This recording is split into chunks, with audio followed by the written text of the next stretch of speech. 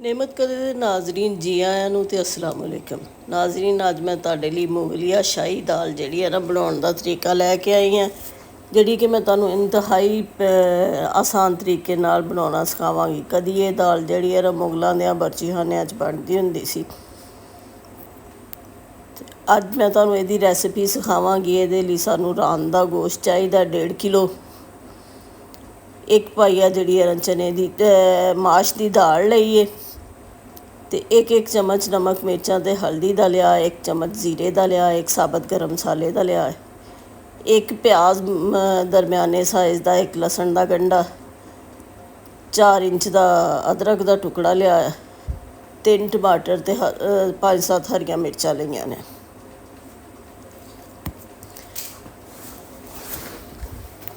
आ बकरे दी रान दा गोश्त है। ਇਹ ਜਿਹੜਾ ਨਾ ਬਿਹਤਰੀਨ ਕਿਸਮ ਦਾ ਗੋਸ਼ਤ ਹੁੰਦਾ ਹੈ ਅਤੇ ਦਾਲ ਵਿੱਚ ਪਾਇਆ ਜਿਹੜਾ ਨਾ ਬਹੁਤ ਅੱਛਾ ਲੱਗਦਾ ਹੈ।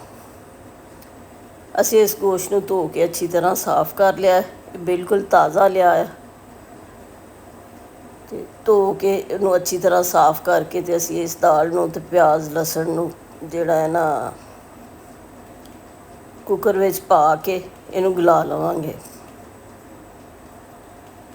ਕੁੱਕਰ ਵਿੱਚ ਪਾ ਕੇ ਅਸੀਂ ਆਪਣਾ ਗੋਸ਼ਤ, ਲਸਣ, ਪਿਆਜ਼, ਮਿਰਚਾਂ, ਟਮਾਟਰ ਜਿਹੜੀਆਂ ਨਾ ਸਾਰੀਆਂ ਚੀਜ਼ਾਂ ਨਾਲ 1 ਚਮਚ ਜਿਹੜਾ ਨਾ ਸਾਬਤ ਗਰਮ ਮਸਾਲੇ ਦਾ, 1 ਚਮਚ ਨਮਕ ਦਾ ਪਾ ਕੇ ਅਤੇ ਇਹਨੂੰ ਕੁੱਕਰ ਦੇ ਵਿੱਚ ਪਕਾ ਲੈਣਾ ਵਾ। ਇਹਦੇ ਵਿੱਚ ਤੁਸੀਂ ਗੋਸ਼ਤ ਪਾਣੀ ਸਿਰਫ ਇੰਨਾ ਕੀ ਪਾਉਣਾ ਹੈ ਜਿਹੜਾ ਨਾ ਗੋਸ਼ਤ ਗਲ ਜਾਏ, ਬਹੁਤ ਜ਼ਿਆਦਾ ਪਾਣੀ ਨਹੀਂ ਪਾਉਣਾ। ਬਾਜ਼ ਔਕਾਤ ਗੋਸ਼ਤ ਸਖਤ ਹੁੰਦਾ, ਉਹਦੇ ਲਈ ਜ਼ਿਆਦਾ ਪਾਣੀ ਦੀ ਜ਼ਰੂਰਤ ਹੁੰਦੀ ਹੈ, ਜ਼ਿਆਦਾ ਟਾਈਮ ਲੈਂਦਾ ਹੈ। ਬਾਜ਼ ਔਕਾਤ ਬਿਲਕੁਲ ਨਰਮ ਜਿਹੜਾ ਨਾ ਗੋਸ਼ਤ ਹੁੰਦਾ ਇਸ ਵਾਸਤੇ ਥੋੜ੍ਹਾ ਟਾਈਮ ਲੈਂਦਾ ਹੈ। ਅਸੀਂ ਆਪਣਾ ਗੋਸ਼ਤ ਜਿਹੜਾ ਲਸਣ, ਪਿਆਜ਼ ਅਤੇ ਸਾਬਤ ਗਰਮ ਮਸਾਲਾ ਅਤੇ ਨਮਕ ਪਾ ਕੇ ਜਿਹੜਾ ਨਾ ਇਹਨੂੰ ਕੁੱਕਰ ਵਿੱਚ ਅੱਛੀ ਤਰ੍ਹਾਂ ਗਲਾ ਲਵਾਂਗੇ। ਇਹ 2 ਤੋਂ 5 ਤੋਂ 7 ਮਿੰਟ ਤੱਕ ਜਿਹੜਾ ਨਾ ਸਾਡਾ ਗੋਸ਼ਤ ਗਲ ਜਾਣਾ। ਗੋਸ਼ਤ ਹੁਣ ਸਾਡਾ ਗਲ ਚੁੱਕਿਆ ਹੈ। ਇਹਦੇ ਵਿੱਚ ਅਸੀਂ ਆਪਣੀ ਨਮਕ, ਮਿਰਚ, ਹਲਦੀ ਜਿਹੜੀ ਲਈ ਸੀ ਉਹ ਪਾ ਕੇ ਅਤੇ ਆਇਲ ਦੀ 1 ਪਿਆਲੀ ਪਾ ਕੇ ਇਹਨੂੰ ਅੱਛੀ ਤਰ੍ਹਾਂ ਭੁੰਨ ਲਵਾਂਗੇ ਮਸਾਲਾ।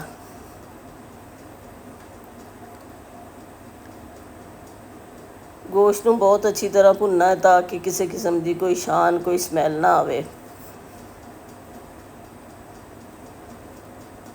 ਬਹੁਤ ਹੀ ਖੂਬਸੂਰਤ ਜਿਹਾ ਸਾਡਾ ਗੋਸ਼ਤ ਗਲ ਗਿਆ।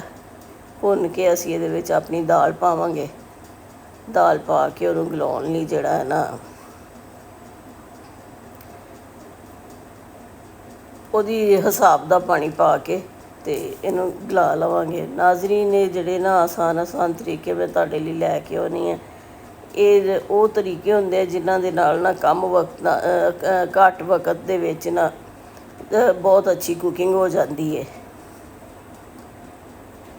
ਸਾਡੇ ਘਰਾਂ ਵਿੱਚ ਬੱਕਰੇ ਦਾ ਗੋਸ਼ਤ ਅਤੇ ਦਾਲ ਮਾਸ਼ ਬਹੁਤ ਜ਼ਿਆਦਾ ਪਸੰਦ ਕੀਤੀ ਜਾਂਦੀ ਹੈ। ਮਾਸ਼ ਦੀ ਦਾਲ ਤੁਹਾਨੂੰ ਪਤਾ ਹੈ ਕਿ ਵੈਸੇ ਵੀ ਬਹੁਤ ਜ਼ਿਆਦਾ ਪਸੰਦ ਕੀਤੀ। ਆ ਜਿਹੜੀ ਅਸੀਂ 1 ਪਾਈਆ ਦਾਲ ਲਈ ਸੀ, ਉਹਨੂੰ ਮੈਂ ਭਿਓ ਛੱਡਿਆ ਸੀ 2 ਘੰਟੇ ਤਕਰੀਬਨ।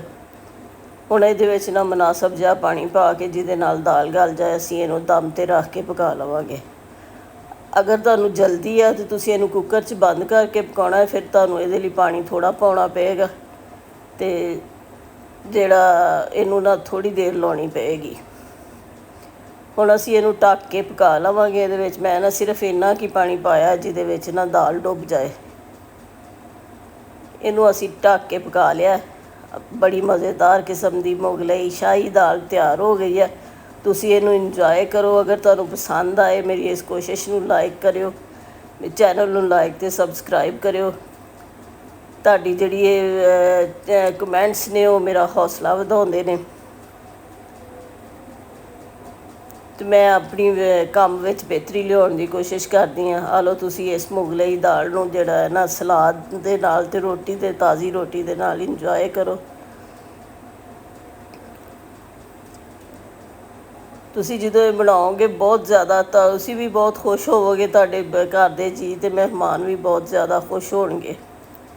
ਇਹ ਦਾਲ ਤੁਸੀਂ ਬਣਾ ਕੇ ਟਰਾਈ ਜ਼ਰੂਰ ਕਰਨਾ। ਬਹੁਤ ਜ਼ਿਆਦਾ ਮਜ਼ੇਦਾਰ ਦਾਲ ਬਣਦੀ ਹੈ। ਵੈਸੇ ਵੀ ਮਾਸ਼ ਦੀ ਦਾਲ ਜਿਹੜੀ ਹੈ ਨਾ ਬਹੁਤ ਪਸੰਦੀਦਾ ਹੁੰਦੀ ਹੈ। ਹੋਟਲਾਂ ਦੇ ਵਿੱਚ ਵੀ ਢਾਬਿਆਂ 'ਤੇ ਵੀ ਇਹ ਦਾਲ ਖਾਧੀ ਜਾਂਦੀ ਹੈ। ਮੈਨੂੰ ਇਜਾਜ਼ਤ ਦਿਓ। ਅੱਲਾ ਹਾਫਿਜ਼।